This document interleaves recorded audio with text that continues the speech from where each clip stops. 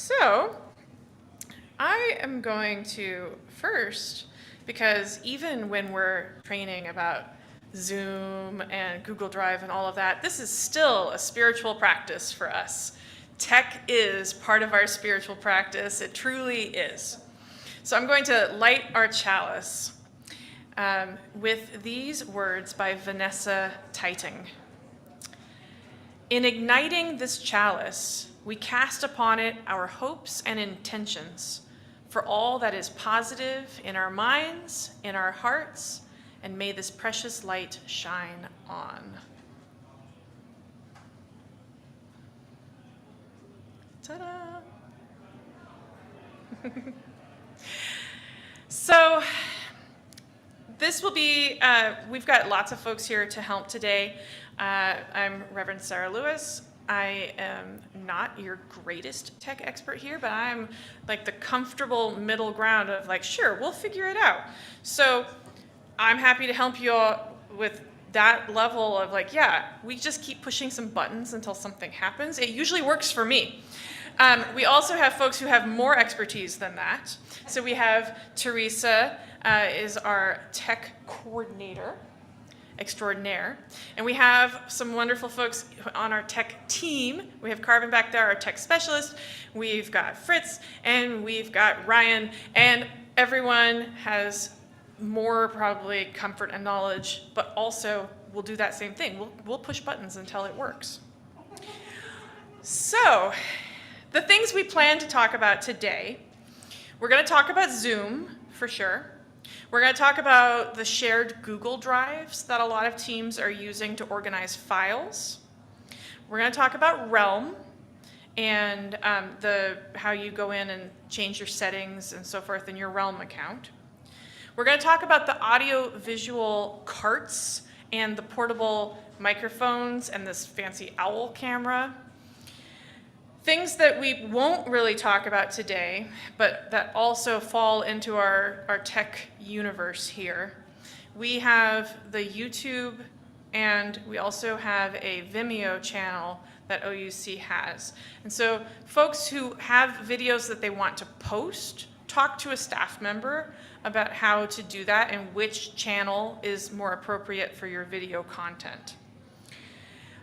We also have a subscription to a service called Padlet, which is a nice way of organizing things for, like, it was mainly designed for teachers. So you can organize your content there and just kind of like a nice visual bulletin board that's really easy to navigate. So if you're putting together a collection of resources and you want to try to use that tool, talk to me and I can help you do that. And then we do have all of the fancy tech that's here in the sanctuary, and that we're not going to cover today. If you're interested in joining the tech team and becoming part of that team, please do talk to them. They love to have more folks on the tech team, but today we won't be covering that content. So that's the overview of where we are. And now to Zoom. That's you, Teresa. Yes. Do you have a quick big picture question?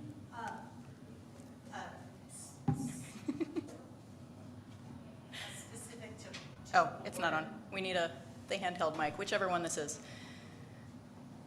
Try now. specific There we go. to board business. We're trying to track all of our decisions and things in, not on a Google Drive, but in the SharePoint. We hadn't planned to cover that, but maybe we can get to it in the one-on-one portion. Or maybe a tech person could come to a board meeting. Sure. Let us all know. Something like that. Get in touch with us after. All right. So I am, all right. So I'm going to talk about Zoom and Zoomers. I know y'all know how to use it well. If there's many of you still there, I don't know. But this is mostly about how to host meetings if you are needing to do that for whatever volunteer work, committee, team you're involved with at OUUC. So we're changing our procedure a little bit. Some people had login access to one of our Zoom accounts, we would prefer that you not schedule your own meetings anymore. Please talk to Rosie in the office. You can email her at office@ouuc.org with your meeting name, how big you expect it to be. Like, we have one Zoom account that can host more than 100 people and one that is only for less than 100 people. So if it's a big thing like a worship service, you're gonna need the big meeting. Let's see, so she needs, the name and contact information of who will be hosting, and a preferred time and date, but since it is a matter of scheduling, both Zoom accounts may already be in use, and so you might want to offer an alternative if that first choice isn't available. Or she'll come back to you and say, sorry, that's not available. Here's what we've got. All right, we got a question. Oh, just a quick question. So if we have our own, There we go. if we have our own Zoom account, do we have to use the church account, or is that just in case we don't have our own? That's mostly if you don't. If you Okay. want to host things on your own account, just be aware that basic non-paid accounts are limited to a 40-minute meeting, but you can always just leave the meeting and log right back into the same meeting ID, and that works fine too. All right, so now I'm going to do something. I know y'all probably think that a lot of tech stuff is magic. I'm going to do a really fancy trick now and use my phone to show you what I'm doing on my computer here, so that, let's see. So if I could get you to spotlight my phone, awesome. Oh, let's see. Yep, that's fine. Okay, so this is an example confirmation email from Rosie. You will get something that says, okay, yeah, I've scheduled your Zoom meeting for this time and date. And here are some detailed instructions. Please don't send this whole thing to all of your meeting attendees because it has something important in it, which is the host key, which allows you to gain control of the administrative controls within the Zoom meeting. You should treat that like a password. I have actually made a temporary one for the purposes of this YouTube publicly streamed thing, and we will change it back to the other one after. So don't share it without notifying the office that you've shared it with somebody else. If you need somebody else to host your meeting, that's understandable.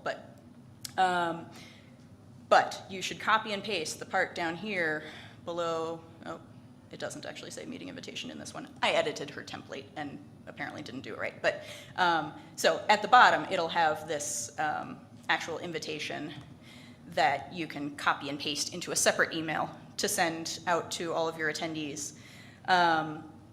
But basically the instructions are saying, please test this out.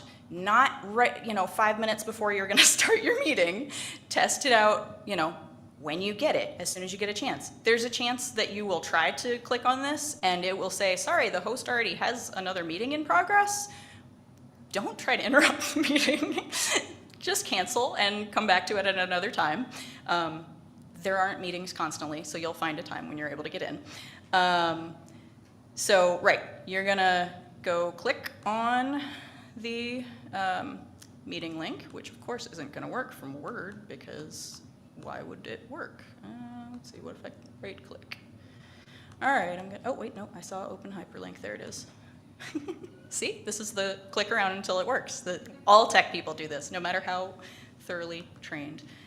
Oh goodness, skip verification, please work. All right, so that is me. I'm gonna turn my camera off so I don't have to look at myself. The reason I'm doing this via my phone is because Zoom is not great about sharing itself, and especially before you've logged into the meeting. Oh, but it thinks I'm logged in. Oh, darn it. Okay, I need to not be logged into the hosting account when I start this, and it doesn't look like I am. Okay, so another option is to click join a meeting. And while I'm not logged in, and that should let me do it. Sorry, let's see, where did my meeting info go? So you can type in your meeting ID and passcode. Sorry if I'm giving anyone motion sickness by 5646, join meeting. by the movement of my phone. All right, we're gonna stop the video and join. Okay, there we go. So if you log into the meeting and you're not already logged in as the host, you will not see a shield button down here. The shield button is the security thing that tells you that you are the administrator and the host of the meeting. I guess I need this to point at me, don't I? Okay, it doesn't exist yet. So what we're gonna do is open the participants menu, go to the bottom of the participants menu and click on claim host. And it's gonna ask for the host key to claim the host role. And I have set it to 002306 to also remind you of our new address, by the way. Haha. All right, and click claim host.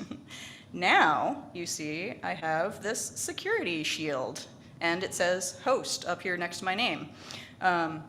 So that means I have some extra controls. The ones that you should know about are mostly collected under this security shield.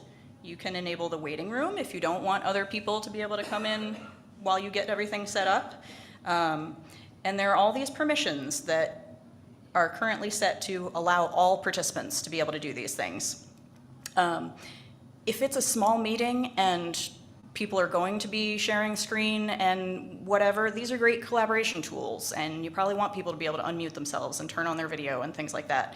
If it's a big meeting like the worship service, we try to keep things a lot more locked down so nobody can accidentally start screen sharing randomly or whatever. One thing that is highly unlikely in small meetings anyway, but just to be aware of, if you do ever get a Zoom bomber, somebody who's being intentionally disruptive, the quickest solution is go down to this red option at the bottom, suspend participant activities. And that just stops, that takes away all of those permissions. It stops breakout rooms, it stops everything, brings everybody back in one place so that you can figure out what's going on, end the meeting if you need to, whatever. That's just a good one to know about. And next to the security shield, another important button is share screen. And this is where you can pick an option that you want to show. Ta-da! You'll have this other bar that you can move around and get out of the way. And that, I think, let me go back to my list of things I wanted to cover. I'm probably taking way more than 5 minutes, aren't I? You are, Teresa. But can you show people though recording. if they're sharing screen and they want to share the sound? Oh, yes, that's a good one. There are so many options under share screen, by the way. Like you can go in advanced and just do a portion of your screen, all these things you can just kind of explore. Yes, it is important if you're sharing a video or audio or something, you click this little checkbox down at the bottom here, bottom left corner. That checkbox Share is sound. hidden underneath the captions, but it is Oh. right there. Okay, let's Yeah. see, maybe, there we go. There you go, yeah. Little box, share sound. I don't recommend clicking optimize for video clip. It does all sorts of weird things like make it so that you can't hear the audio. So just share sound. Yes, and basically that is your basic preview. I'm a good person to come to with questions for more details if anything doesn't work. And, oh yeah, and what I was saying about testing it early is please ask me for help, not on the day that you're trying to run your meeting. I work part-time. I won't necessarily be available instantaneously. So, all right, I think that is it. One other thing we were going to share Ozone. about was how to record. Oh, yes, that was great. So that is in under more. You can go, oh, that's interesting. It's only giving me the option to record on this computer. Sometimes it will also give you the option to record to the cloud, and that just means it will record to our Zoom account on the internet, and you'll just need to ask me for the recording, for access to the recording afterwards. But record on your own computer is always a good option too. Just FYI. If you have enough memory on your computer. Yes, that is a caveat. You can also turn on captions. All right, yes, a zillion options, but that's your basic overview of the things that seem most relevant to running a Zoom meeting. Okay. Questions? So maybe this will come later, but I'm assuming with share screen, you have to already have the document on your desktop or something? It's easiest if it's already open in another window, basically. Okay, Yep. Okay, and that includes Google Drive. Mm-hmm. Okay, so, and we can practice that later. Yep. That's what I have trouble doing. Okay. It's never there. I've been doing the book group since September. Are you going to change anything before the end of in June? Because Oh, I'm going to change the claim host code back to what it was before this meeting so that there won't be any change from what you've already been okay, doing. so I don't actually host it. Everybody just comes on at the same time. Okay. Is how we set it up. So I really don't want to change anything Okay. until September next year. It's good practice for somebody to claim host so that if there was anything that goes wrong, you would be able to shut down the meeting and But so far, we've just been Yeah. fine the way it is. Knock on wood. I don't want to do anything different. Thank you. okay. You can unspotlight my phone, by the way. I'm just like staring at thank you. Okay. Any other Zoom related questions, including online? Big picture ones. Yeah. We will still have the hands-on practice time as well. All right. Okay, then we're moving on to Google Drive. Okay. And for this, I'm going to screen share properly. So I just need to switch over to my own Zoom account so that I can log back in to the meeting.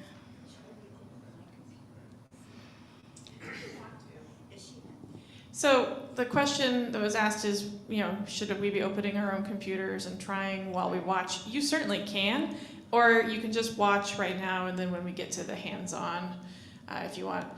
It entirely depends on your brain and how much multitasking it likes to do. Okay. Yeah, you can wait. Okay, I don't need my picture. And can you turn that down? And another note on that same thing. There is a recording of all of this. So if you want to have that follow along on your own computer, but you don't want to do that right now, on our YouTube, this will be all recorded, and you can go through it and follow along like that. Thanks, Carbon. All right, there we go. Okay, so I'm gonna see if I can split this so I can see my outline and stay more focused this time. Haha. All right. All right, I've logged in, I am co-hosted. All right, so I'm gonna screen share, yeah. Okay. I'm gonna open my Google Drive. Ooh, that's a good idea. Cool, thank you. Okay, so, yeah, I am going here.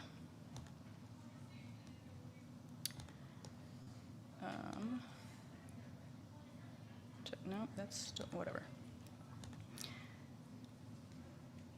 Okay. So, Google Drive is something that we use a lot for the worship arts team and things like that. All you do is go to drive.google.com and you, if you don't already have a Gmail account or a Google account, I recommend setting one up. It makes life a lot easier to be able to go back to the things that have been shared with you and saved and stuff like that. So I wanted to show some examples of if someone else shares a drive with you. You will get an email that looks like this. Teresa has shared a folder with you and invited you to comment on it, for example. And you can click open at the bottom of that email, and it will take you to the folder of all the documents that have been shared. You can also find it if you just open your Google Drive and you click on Shared with Me. You will see the things that have been shared with you recently.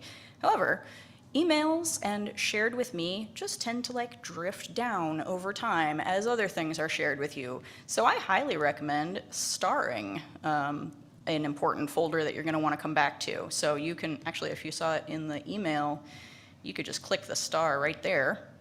But also, If you click on the title of the folder up here, somewhere, maybe, okay, never mind. There are other places. If you click on a file, it usually, no. All right, if you open a file, there's a star next to the title. Maybe it's not as easy to star a folder, except for in that initial email, but somewhere I find it. Again, it's the clicking and finding stuff. Okay, if somebody happens to send you a link that you don't actually have access to view, you will get, let's see, something like this. You need access, request access. You might explain in your message why you need access, and then click request access, and the person who owns it will get an email reminding them, oh, you need access to read this. If you happen to get access, you can see a document, and maybe, or maybe not, you can comment or suggest, but you're always stuck in this suggesting mode. For example, this file here, I have given comment access to. So this little box here says suggesting or viewing, but you don't have the option to edit. If you click share, type in your own Google email address and a message explaining why you need access to edit it, and hit send. And that will, same way, send an email asking, do you want to give this person permission? Okay, and then general navigating the drive stuff. Home is this magical AI-based thing where it tries to guess what files are most important to you, based on what you've visited recently, what you visit most often, whatever. You can also click on folders, and it will first show you folders that you own, but if you click show more folders, it will show you a bunch of other folders that you frequently access that may have been shared with you. That's handy. If you just want to look at your own, the files you own, they are organized in My Drive. You can synchronize to your local computers. I don't, so there's nothing in this. Shared with me, I talked about. Recent is stuff that you've opened recently. Starred are those things that that are especially important to you, you want to be able to find easily, you can go back to anytime. There's also spam if somebody somehow shares something with you randomly, and trash if you accidentally delete things, you can get them back. And you can manage your storage when you start saving too many things. Go ahead. Oh, we got a question. There we go. So the question I have is, on the file folders that belong to the committees in the church, some of them have they've been, I can get into them through Shared by Me, but not all of the information, like not all the minutes are in there, not all of the Excel files are in there, or they've been put someplace else. Is someone in the office going to help us navigate and clean up those folders? Because it's really difficult. Just saying. Reverend Sara seems to want to answer that one. So as of right now, we don't have dedicated staff time for that task, but if there's a need for it, talk to me or Reverend Mary, and we can figure out how we find some staff time to help a team that needs to do some housekeeping in their drive. Yeah. Good question. Okay. Oh, and I'm starting to lose this. Okay. What about, and then how to share a folder or a file or whatever. You click on this little person with a plus, or it might be a share button, depending on how big your screen is. You can put in specific individuals with their Google address. You can also use Google Groups for this. I guess I shouldn't go that far into the weeds. But also be aware of how you have general access set here at the bottom. I wonder if I can drag that up. No, of course not. Okay. If you can move the captions off of the bottom here. It's important to note I'm gonna move my captions too, there we go. Yeah, it might be set so that anyone with the link can view this, this page. If it's a list of passwords, you don't want that. You want it to be restricted and locked down. If it is, public information, by all means. if you're going to be sharing it widely, I don't recommend giving anyone with the link editor access. Commenter is a good, like, you can suggest edits, but not actually change anything, you know, without getting approval from somebody who's an editor. And yeah, once you've done that, you click done. Okay.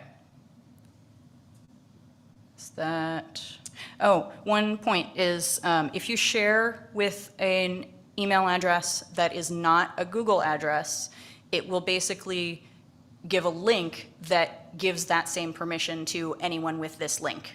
So just something to be cautious about, and is why it's better to be working in Google Docs with people who actually have their own Google accounts and to share that information. All right. And then I'm going to hand it over to Reverend Sara for Realm. Should I log out to start? You could go ahead and just, do you have that church member It one pulled up? is. It Yeah, is I can that screenshot one. that. Before we move on to Realm, though, for folks online, were there any questions about the Google Drive section? I don't see any hands or anything in the chat. Okay. Yeah, if anytime that there are questions come up, do throw them in the chat, and Carbon will wave at us. So, Realm. Realm does a lot of things. We're not going to cover today everything that Realm does. We're going to focus more on the user side. So this is a demo account. Church member. Aren't they cute? The little. This is random church member. And they have their Realm account. So random church member might want to change their profile picture. Something that you can do yourself. You go to My Profile, and then where you see your picture, if you hover over that and click, it'll say put a new profile photo in, or remove the profile photo. And this shows up in the directory. It shows up, so this is, you know, how you want your profile to appear in Realm, and you have full control over it. It would be nice if you put a picture of yourself, because that will help other people know who you are. I think there are a few people in Realm who have pictures of like flowers or their dog or something like that, and that's okay. Or they're a couple, yeah, and that's fine. Yeah, to have a photo of both of you in there, that's totally fine. But ultimately, when people are using the directory because they're trying to find somebody, having your actual face somewhere in there would be helpful for that purpose. So while we don't have a rule yet, it's just a request. Okay, so then the other thing, you can change everything else in your profile. Edit profile. You can change your address. You can change your phone number. You can do all of this yourself. So when you move, you don't have to get in touch with the office to change this information. You can do it for yourself. You can also get in touch with the office, and that's okay. And then when you go to your privacy settings, Which is also under that same. under that same tab there, so below My Account, you have privacy. You can manage your privacy settings so that folks, who is going to be able to see your information in Realm. Do you want it to be anyone in the church? Do you want it to be leaders and group serving team members? So the folks who are in groups with you. Do you want it to be just leaders or users with permission only? So, it's pretty much safe to go ahead and say anyone in the church, because we do a strong job of weeding out people managing to get a Realm account fraudulently.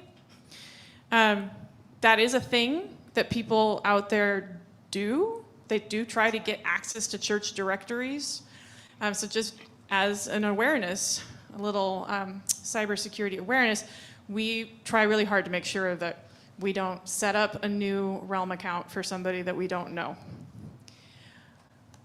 So that's where you can do that. The other thing that trips people up a fair bit is the notification settings. So if you are at your profile, or go to My Account. You've said it done. I thought it was under this. It moved. Oh, I'm in Realm instead of Connect this time. Why do I have different? Okay. Now it has notifications. Yeah.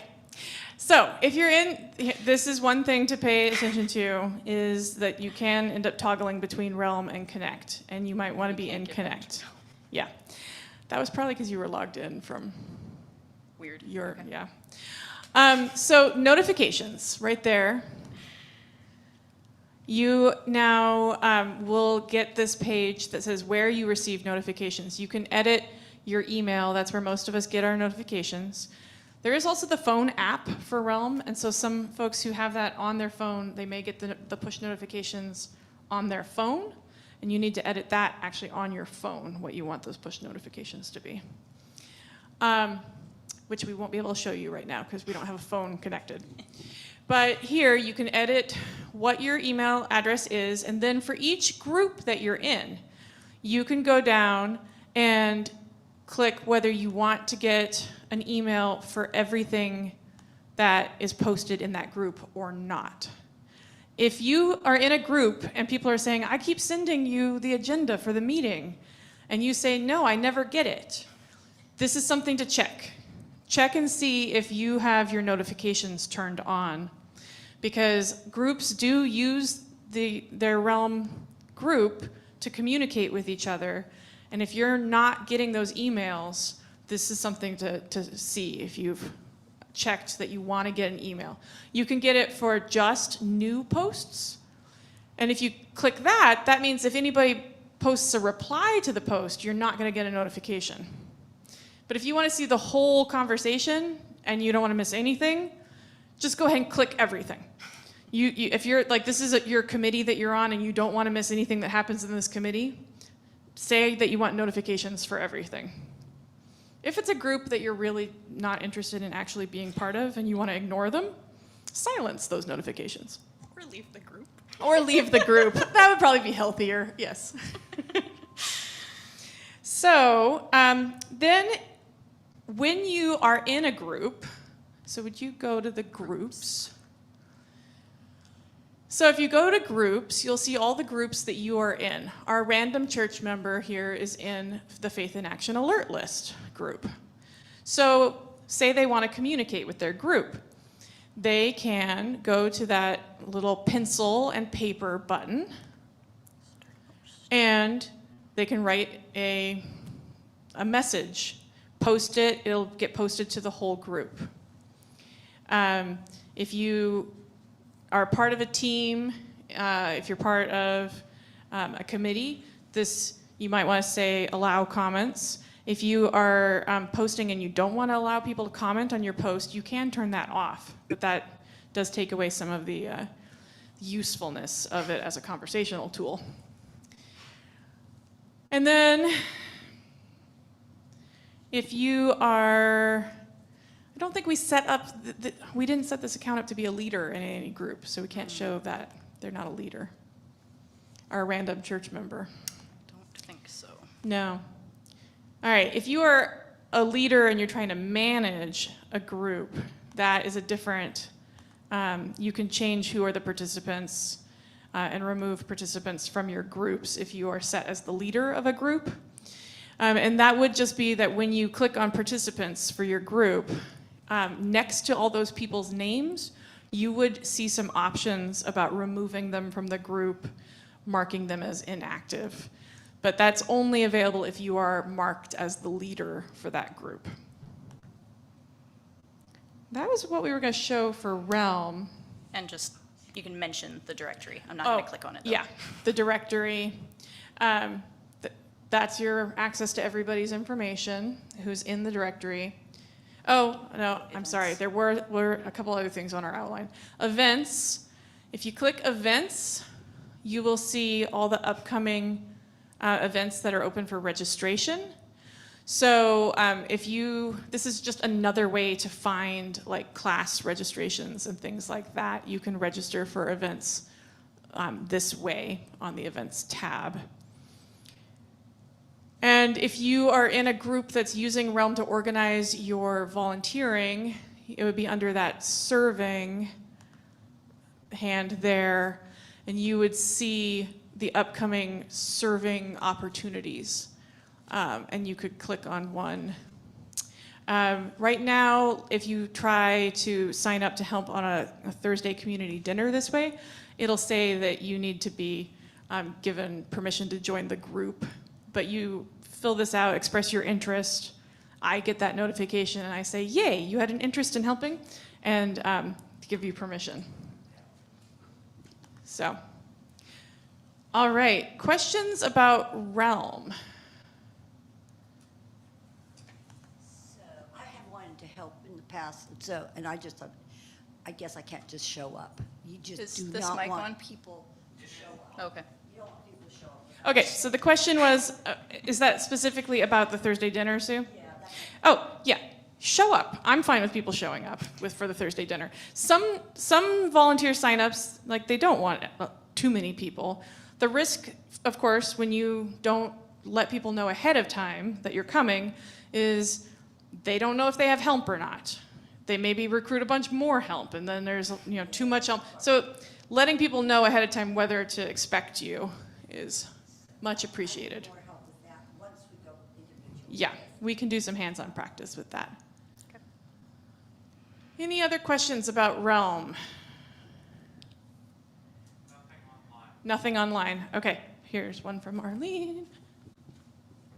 Yeah, so my experience with Realm is mostly with Board of Trustees, choir, and a couple of other things that I'm doing, and I've never been the leader of any of them. I know when the board changes, someone in the office changes the members of the Board of Trustees group, and then sometimes they'll ask us, we'll let this person stay on an extra month, and then take them off after the first meeting or whatever. Yeah, so for managing your group within Realm, the board is getting help from office staff to do that. And some teams and committees will have their own staff liaison person. And so, if you're a leader of a group and managing your Realm group is something that you need help with, do reach out to the staff person who works most closely with you, with your team. Yeah. I could also Okay. ask them to promote church member to leader of some group temporarily so that we can demo that. I think it's, Okay. I may be guessing wrong. I think it's pretty obvious once you're looking at it, because there literally is a thing right next to it that says, remove this person from your group or promote them to leader. So those are your choices. There's also, You've just been able to do it. That's because you must be in a group that you're marked as a leader for. Yeah. So, all right. So we're gonna move on now to the audiovisual carts. We are running a little behind, so I'm gonna probably go through this a little quickly. I'm gonna stop screen sharing while I find that. But we have an actual cart here that we'll show in a bit. This is just some photos of. In a minute. Yeah. You can. So first. the thing that first step, you are planning to have a meeting or a class that needs an audiovisual cart. You need to reserve the cart for when you're scheduled. We have 2 carts. Both have TVs, DVD players. That's the equipment that's on both carts. We have 1 OUUC camera. That is this fancy camera that does the spinning around to look at whoever is making noise or waving their arms. That also can be reserved, but we only have 1. So if you plan to have it for your meeting, make sure that you have given Rosie that information at the same time that you reserved the room. So once you've reserved your cart and you know that it's yours to use, you will need to bring your own computer or other device to connect to the cart. We don't have a laptop that lives on each cart. Partly because they need to be, laptops are like those Tamagotchi pets. That if you don't take care of it all the time, it dies over there or neglected in the closet, and then when you pull it out and expect to use it, It says it needs 10 billion updates before it can work. So, so please plan on bringing your own device, and then you'll need to connect to the TV.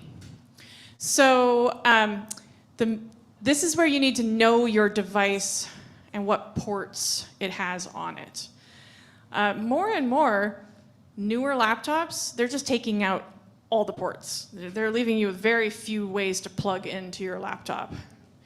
But the main ways to connect to our TV are with an HDMI cord. So if you have a PC, hopefully you still have this lovely port here that looks like this, the HDMI port on the right.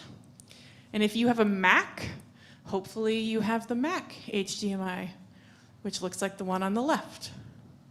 There are cords on the back of the TVs, one cord for each type. So you find the cord that has the shape that will fit in the port of your computer and connect to that cord. If you can't find any cord on the cart that seems to match anything on your computer, there is a little cup full of adapters on each TV cart, and you can try seeing if there's an adapter that will match the shape from the cord to the shape of your computer. We're really just trying at this point to get round things in round holes and square things in square holes. And then the other side of that cord needs to connect to the port on the TV. Every now and then, the last user didn't leave the equipment in good working order for the next person. So just if it looks like you're not getting a connection, check and make sure the cord is actually securely plugged in to the port on the television. Now turn on the TV, make sure it has power. And then if it says no signal, check the input you can use the remote control, or there are buttons on the back of the TV to toggle between input channels. So there's that's what you're looking at, channel input and up or down to change what the input channel is for the TV. And then if you have the input channel and it's connected to your device, the next troubleshooting step is, does your device know to connect to a second screen? And so usually go ahead and search in your device something like second display to a second screen, mirror screen, right? Because those options will be there in your device of how you want to be connecting to this screen that you've connected. So that's the, and yeah, we don't need to do the Chromebook because that basically has died. We used to have a Chromebook sitting there to try to help people, but it is also telling us it will never update again. Yeah, so those are the quick steps. Now the OUUC camera also has a USB connection, and you would connect the camera to your computer, and then in your Zoom meeting you would select the OWL as both the video and microphone when you're doing the Zoom meeting. And it's really pretty simple. It tends to just go ahead and if you plug it into your computer, it launches itself. So it's a fairly simple device to use. But if you know that you're going to have a meeting where you want to use it and you've never used it before, you can schedule time to come in and practice ahead of time. And ask for help if needed. Yep. So that was what we were going to run through today. Questions now? AV cart or anything else we talked about? Nothing online. All right. Well, so we're going to go ahead and stop our recording and our meeting and move into hands-on practice. So before we do that, we're going to release our flame. We'll let it be in our hearts. So I thank you all for being part of this recording. And to our online folks, thanks for hanging in there, and we're glad you're with us today. And we extinguish our chalice. May this flame of brave trying of new things, and we know we can do it together, it's gonna be okay. May this flame live in our hearts as we continue our work together.